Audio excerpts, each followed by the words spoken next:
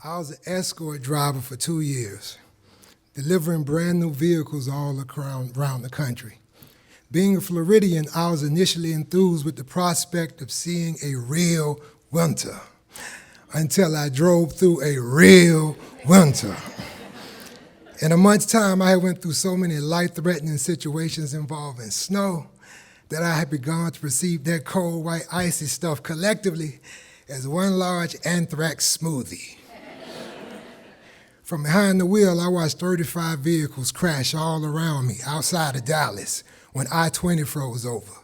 It taught me how to cruise my vehicle without smashing on the brakes or make rash movements with the steering wheel.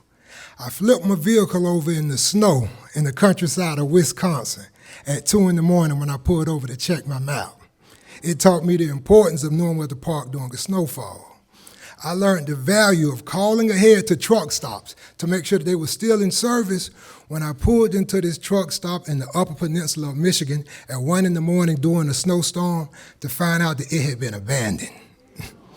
In a month's time, through trial, error, and a heavy dose of elbow grease, I had become an expert driver in the snow. But even when you learn how to dot your I's and cross your T's, you can still forget to curve that J. J as in continually checking the weather station for abrupt weather changes. A valuable lesson taught to me by a sudden whiteout. I had left Buffalo one morning on I-90 to deliver this brand new Prius in Chicago. Now the weatherman had said that there would be light snow in Indiana in the evening.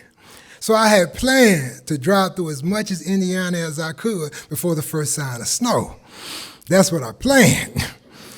But I learned plans tend to alter themselves when human nature and Mother Nature has to occupy the same space. That light snow in the evening in Indiana came 4 hours early in Ohio. Now, common sense dictated that I should have turned to the weather station to check the weather. But I was listening to the jazz great Miles Davis on the sound system and talking to a lovely woman on the phone. And as most men can attest, a beautiful woman and some good music can sometimes override your common sense. So I figured that snow coming 4 hours earlier that it was going to break until that sudden whiteout suddenly happened. To anyone who's never experienced a sudden whiteout, the best description that I can give is, you know the show Star Trek? When the Enterprise shifts from warp speed back down to normal speed and the crew find themselves in another part of the galaxy? That's what it was like. It felt as if that car had been picked up in Ohio and dropped smack dead in Alaska. The contrast was so extreme that for the first 5 minutes, I was driving in shock, just staring at the whiteness around me. When I finally regained my bearings, I turned to the weather station and my worst fear was confirmed. There was a massive sudden whiteout over northern Ohio and northern Indiana that had already taken 5 lives. I immediately looked at the gas tank. I only had an 1/8 tank of gas. So now I'm in a dilemma. I could pull over and probably freeze to death. I could try to find an off-ramp. I might flip over in the snow and freeze to death. Or I can keep driving until I run out of gas and freeze to death. I chose to keep driving. As I drove, I did what any spiritually based human would do when they find themselves in this similar predicament. I started talking to God. But I wasn't praying, I was cussing his ass out. Hey, I went on a 20-minute tirade, selfishly themed, why you always doing this type of shit to me? After yelling at him for about 20 minutes about always trying to live my life like a righteous man, I ended my rant with the proverbial, fuck it then. If we gonna die, let's die. Then I went silent, resigned to my fate. So as I'm cruising through this whiteness, just waiting to die, this 18-wheeler slowly just pulled up on the left of me. All I seen was the headlights and the contour of the trailer. Then it slowly just rolled in front of me. And the driver hit a switch in the cabin.